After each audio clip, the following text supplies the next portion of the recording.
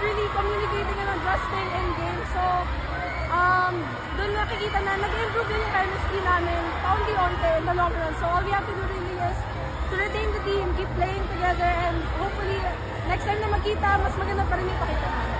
In terms of growth, ano yung masasabi mo sa team? Ano yung pinakamalaking pinagbago since challenge lang kayo na nagkaroon? Yun nga po, I think individually, marami pa kami rin kailangan i-improve and as a team. So, si coach naman has told us many times to be patient with ourselves and with the team. With Vietnam naman and more experienced teams, ganito rin naman yung pinanggalingan nila dati. It's just they really stuck together all throughout these years. So, yun din yung kailangan namin gawin.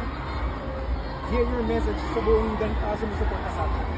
Maraming salamat po sa lahat ng sumusuporta sa amin sa Las Pilipinas. Here around the world, lahat ng pumunta today. You went from different countries, went here from the provinces. Sobrang nakakataba talaga ng puso na nandito kayo lahat.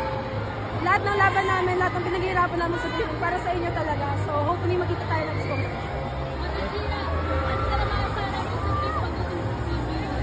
Sa CV League naman, ganun din naman po, makakalaban natin yung mga teams na makakalaban natin sa SEA Games.